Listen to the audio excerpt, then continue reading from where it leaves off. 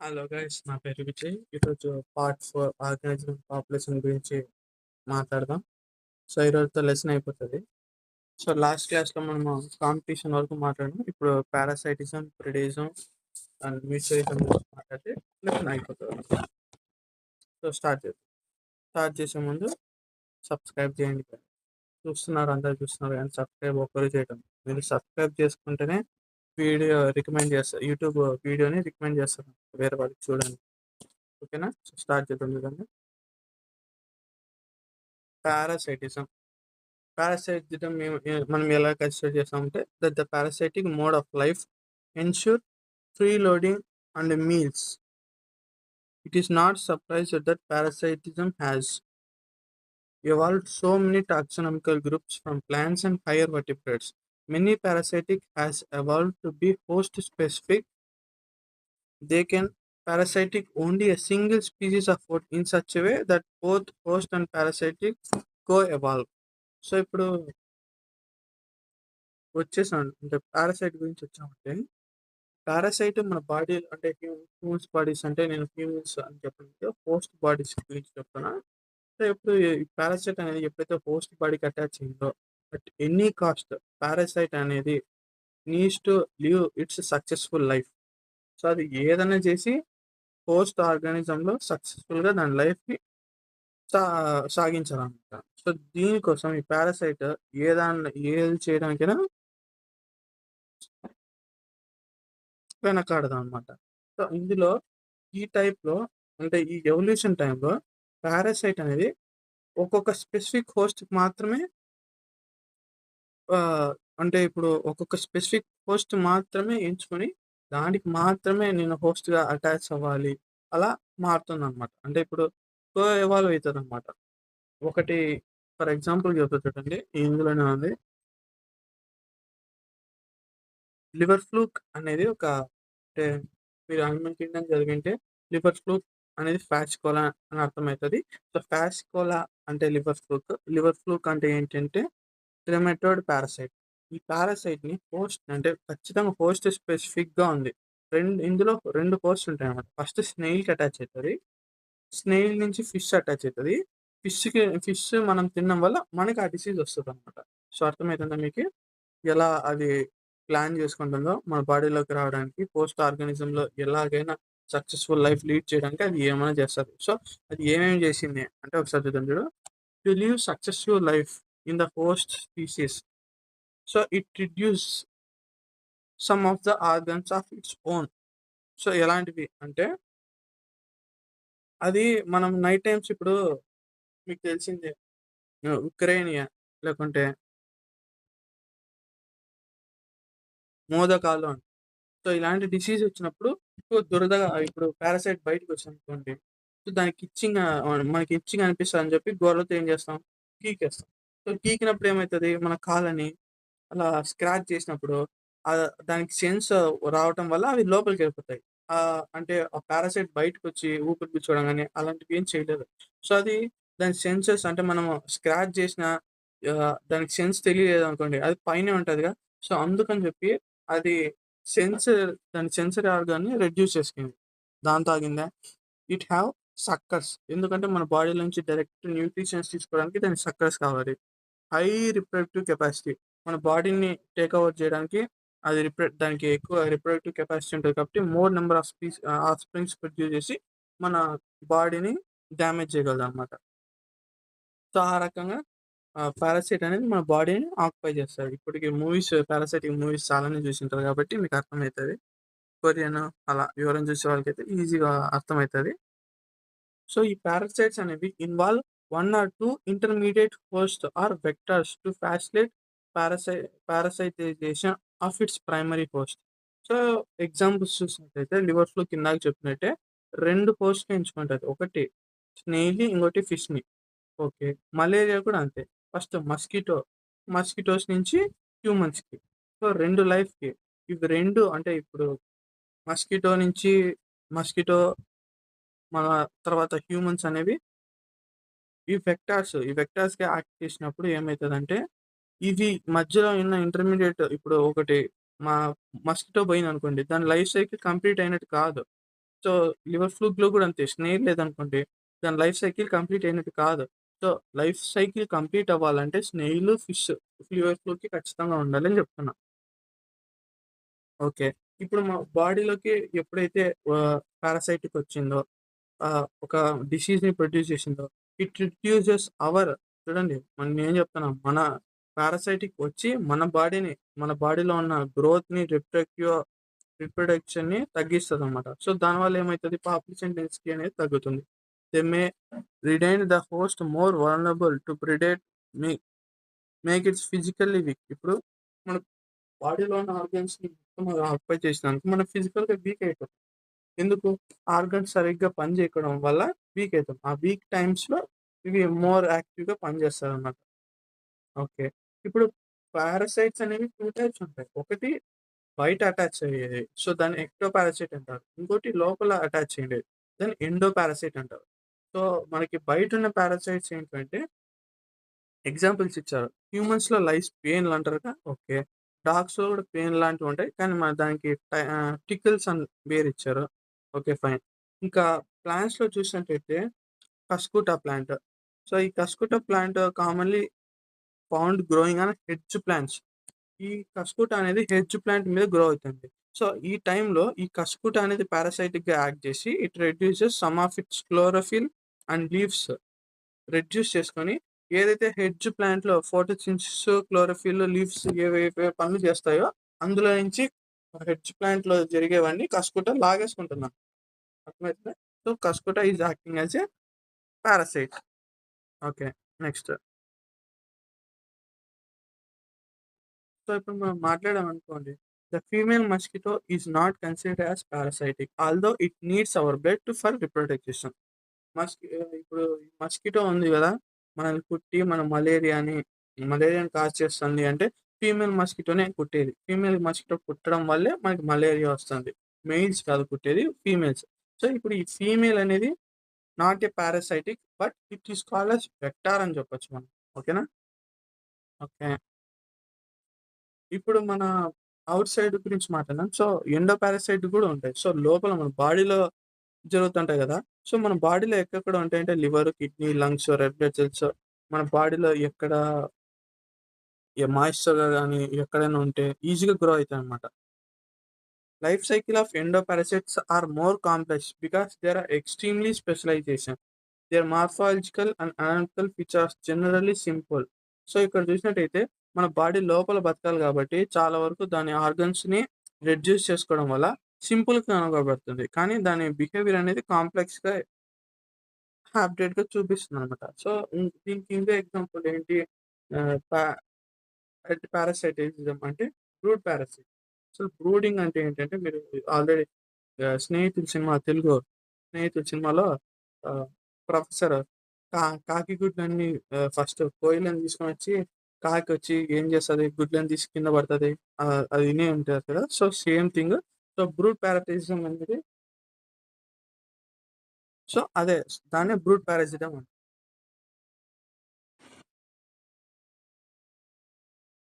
Sorry disturbance కొంచెం.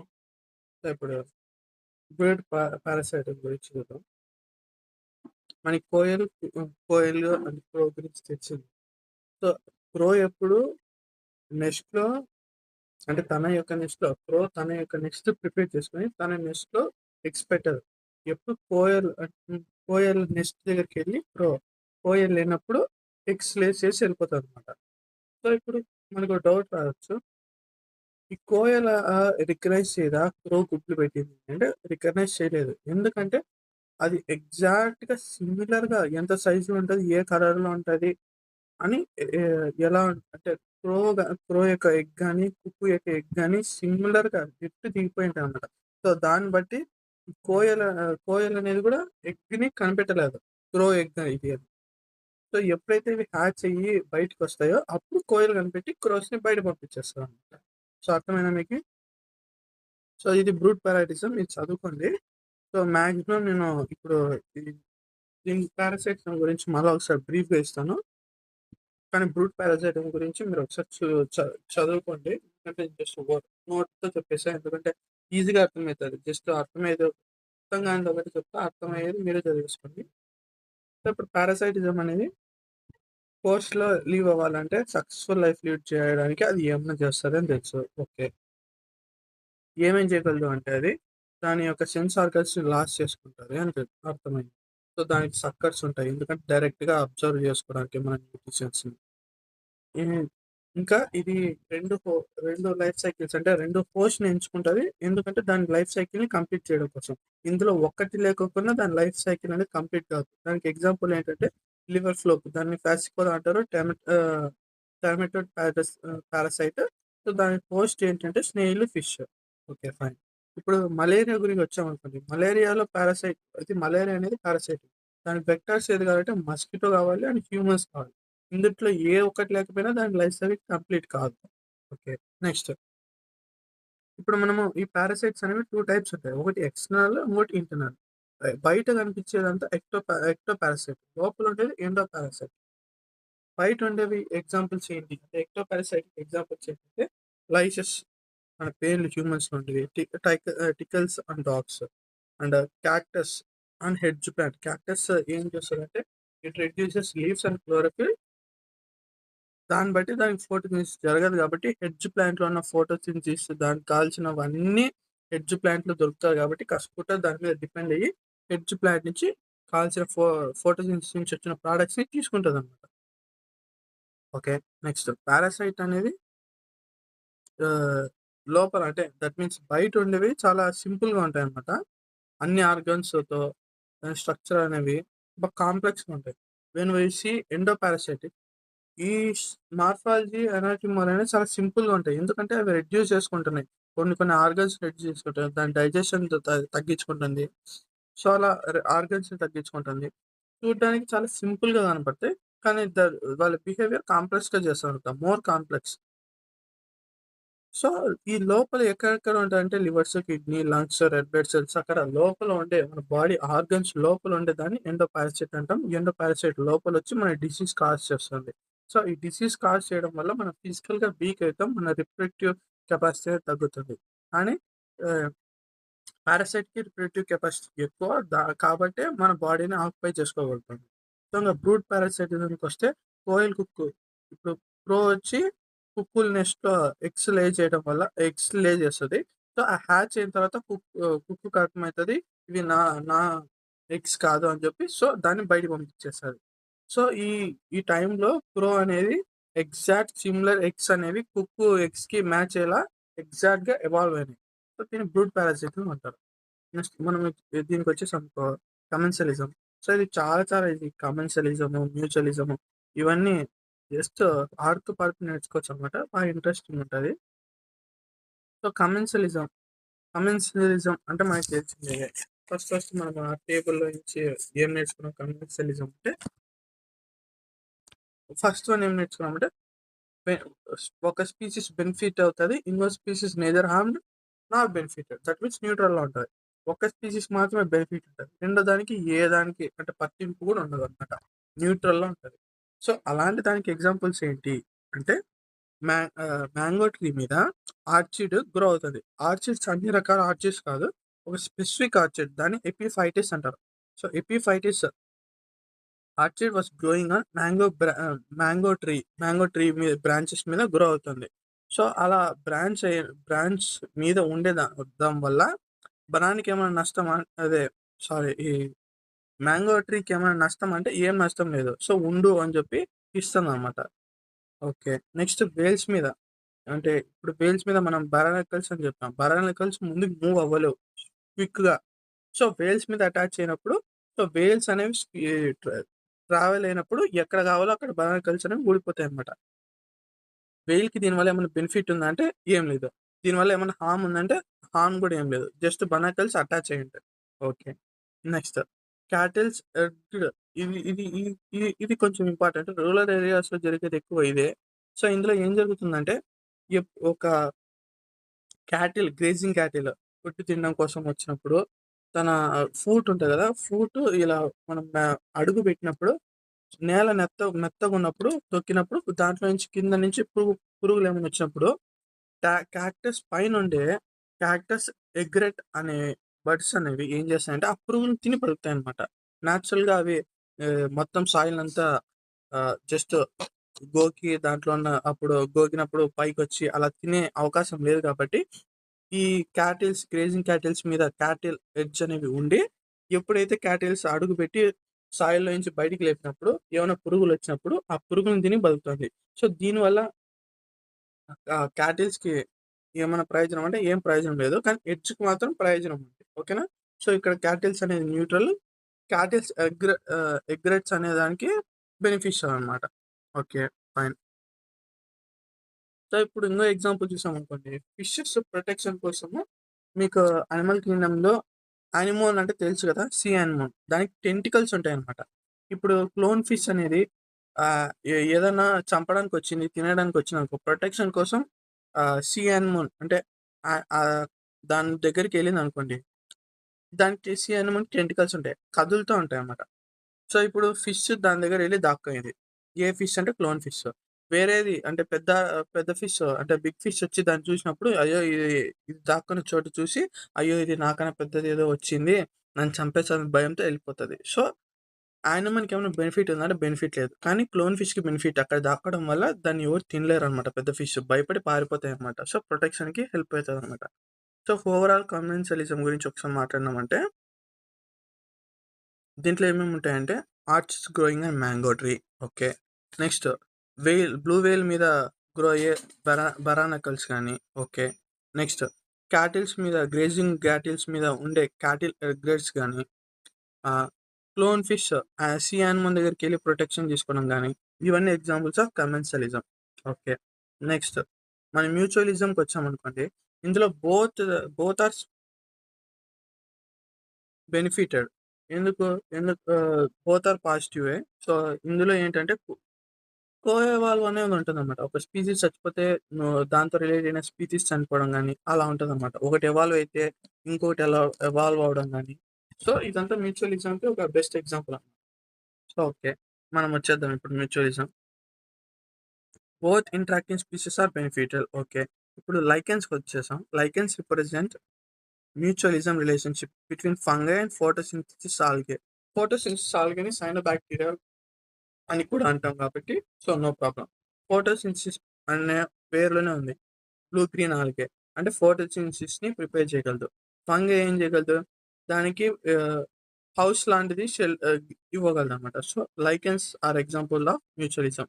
Lichens ఎలా form అయినాయంటే 2 స్పీసీస్ అనేవి ఇంటరాక్షన్ వల్ల ఫార్మ్ అయినాయి. ఏ స్పీసీస్ అంటే ఒకటి ఫంగస్, ఇంకోటి ఫోటోసింథటిక్ ఆల్గే 2 ఇంటరాక్షన్ జరగడం వల్ల లైకెన్స్ అనేవి ఫార్మ్ అయినాయి. ఓకే. Next mycorrhiza. మైకోరైజాలో ఏ ఇంటరాక్షన్ జరగడం వల్ల మైకోరైజా ఫార్మ్ అయిందంటే fungi and higher roots of plants. So, ఇవి 2 ఇంటరాక్షన్ వల్ల దీనికి ఒక మైకోరైజా అనేది ఫార్మ్ అయింది. సో, ఇది బెనిఫిషియలే. ఫంగై ఏం చేస్తది? Observe the essential nutritions from soil. And ఇదేం చేస్తది ఇంకా roots of higher plants observe చేసుకున్న న్యూట్రిషన్స్ అన్నీ ఈ ట్రీకి ఇచ్చిందనుకోండి. ట్రీ ఏం చేస్తది? దాన్ని యుటిలైజ్ చేసుకొని ఏటీపీ ఫార్మ్ అయితది. ఏటీపీ అంటే ఎనర్జీ ఎక్కువుంటది. సో, ఆ ఎనర్జీ ఈల్డ్‌ని ప్లాంట్ అనేది తీసుకొనెళ్ళి ఫంగస్‌కి ఇస్తదనమాట. ఓకేనా? సో, ఇంకా దీనికొచ్చేసామనుకోండి. చాలా వరకు మనము ఆహ్, ఇప్పుడు ప్లాంట్స్ పాలినేషన్ జరిగేటప్పుడు ఒక బీ వచ్చి ఏదన్నా పాలినేషన్ జేయడానికి అంటే ఇక్కడి నుంచి వేరే దానికి తీసుకోవడానికి దానికి రివార్డ్స్ కావాలనమాట. అసలు రివార్డ్స్ ఎలా ఉంటాయంటే దాని ఫ్రూట్స్ గానీ, లేకుంటే నెక్టార్ గానీ ఆహ్, బీ యొక్క ఫీజ్ అనమాట. ఓకే. కొన్ని చీట్ చేస్తాయన్నమాట. అంటే పాలినేషన్ జేయకోకుండా ఫ్లవర్ దగ్గరున్న నెక్టార్‌ని దొంగతనంగా తీసుకొనెళ్ళే దాన్ని చీటర్స్ అంటారనమాట. సో, అందుకనే ఈ చీటింగ్ అనేవి ఉండకూడదని జెప్పి కోఎవల్యూషన్‌కి దారి తీసింది. 1-1 రిలేషన్‌షిప్ అంటారు. సో, ఇప్పుడు ఫిగ్ అనేది species that can be pollinated by it's partner wasp. ఇప్పుడు ఫిగ్ అనేది ఫ్లవర్. ఓకేనా? ఫిగ్ అనేది ఫ్లవర్. వాస్ప్ అనేది ఒక ఇన్సెక్ట్ అనుకోండి. సో, ఇప్పుడు ఈ ఫిగ్ ఫ్లవరు ఉందనుకోండి. వాస్ప్ మాత్రమే పాలినేషన్ చేస్తది. వేరేది ఏదొచ్చి పాలినేషన్‌కి చేయదనమాట. ఓన్లీ ఫిగ్గు వాస్ప్ ఇవి 2 కోఎగ్జిస్ట్ అవుతాయన్నమాట. Mutualism, coexistence. ఫిగ్ ఫ్లవర్‌కి ఎవరు పాలినేషన్ చేస్తారంటే ఓన్లీ వాస్ప్ పార్ట్‌నర్ మాత్రమే చేస్తాడన్నమాట. సో, ఈ పాలినేషన్ అంటే ఫిగ్‌కి పాలినేషన్ చేసినందుకు వాస్ప్‌కి ఏం దొరుకుతుంది అంటే దాని ఫ్రూట్స్ దొరుకుతాయంట. అండ్ ఓవి పొజిషన్ అంటే ఎగ్స్ లే చేయడానికి స్పేస్ ఇస్తుందంట. ఫ్రూట్స్ నారిష్‌మెంట్ అప్పుడు దాన్ని ఎగ్స్ పెట్టినాక చిన్న లార్వా బయటకొస్తది. దాని అంటే ఇన్సెక్ట్స్ యొక్క లార్వా. ఆ లార్వాకి నారిష్‌మెంట్ ఇస్తదంట. అంటే ఎలా? ఇప్పుడు దాని లోపల ఫ్లవర్ లోపల ఫ్రూట్స్ ఉంటాయి గదా! ఆ ఫ్రూట్స్ నుంచి కొంత భాగం తినండి. దానివల్ల దానికి నారిష్‌మెంట్ దొరుకుతుంది. అవి పెద్దగయితాయి. పెద్దగయి ఎగిరిపోతాయి. So, it is the relationship. Next maximum bees and bumble బీస్‌కొస్తే ఇది చూసినంటే ఆర్చిడ్సే. ఆర్చిడ్స్‌లో స్పెసిఫిక్ టైప్ ఆఫ్ ఆర్చిడ్స్. ఫైరస్ అనే ఆర్చిడ్ సెక్స్ డిటెక్ట్‌గా యాడ్ చేస్తారు. డీసెక్ట్ అది సారీ. సెక్సువల్ డీసెప్ట్. అసలు సెక్సువల్ డీసెప్ట్ అంటే ఏంటి అంటే సూడో కాపులేషన్. అసలు ఒక ఫ్లవర్ అనేది ఎగ్జాక్ట్‌గా ఫీమేల్ బీని రిప్రజెంట్ చేస్తదనమాట. ఇప్పుడు మేల్ బీ వచ్చి ఫీమేల్ బీతో సూడో కాపులేషన్ జరగడం చేయడం వల్ల తన అంటే మెయిల్ యొక్క బీకి ఆ పాలన్ గ్రెయిన్స్ అనేవి అటాచ్ అయ్యుంటాయి. సో, వేరే ఫ్లవర్ మీద మళ్ళా సూడో కాపులేషన్ జరగడం వల్ల అక్కడున్న అంటే మెయిల్ బాడీకున్న పాలన్స్ ఉంటాయి గదా! సో, అవి అక్కడ రిలీజ్ అవ్వడం వల్ల పాలినేషన్ జరుగుతుందనమాట. దీనివల్ల ఫ్లవర్‌కి బెనిఫిటే. అండ్ ఈ ఈ మళ్ళీ బీస్‌కి ఏం బెనిఫిట్ అంటే సూడో కాపులేషన్. దాన్నే డీసెట్. అది మనకి తెలుసు అది ఫ్లవర్ కాదు అని. కానీ దానికి తెలీదు గదా! అందుకు సూడో అని జెప్తాం. అసలు ఏం తెలీదు అంటే ఒకసారి చెప్తాను చూడు.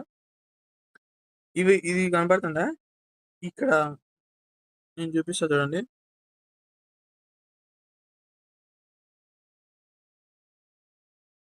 ఇదిగోండి ఇది ఉందా చూసినారా? ఇది కూడా ఫ్లవరే. ఇలా ఉంటదన్నమాట ఫ్లవర్.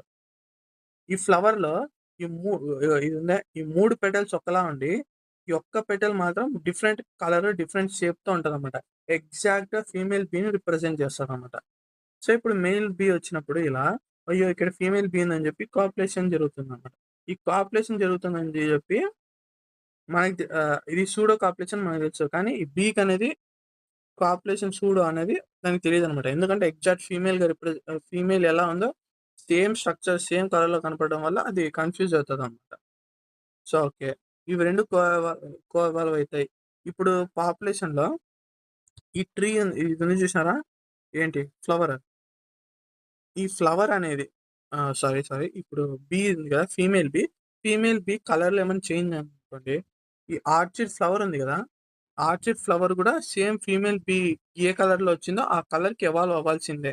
సో, అందుకని జెప్పి ఎలాగైనా కో కో ఎవాల్వ్ అవ్వాలి కాబట్టి ఆ కలర్ చేంజ్ చేసుకుంటారంట. So, pollination successfully will be reduced unless orchid flower co evolve to maintain resembles of its petals to female bee. ఎలాగైనా ఫీమేల్ బీ ఎలా ఉందో అలా ఆర్చిడ్ ఫ్లవర్ అనేది గూడా కో ఎవాల్వ్ అవుతదనమాట. సో, దీంతో ఆర్గానిజం పాపులేషన్ ఎండ్ అయినట్టే.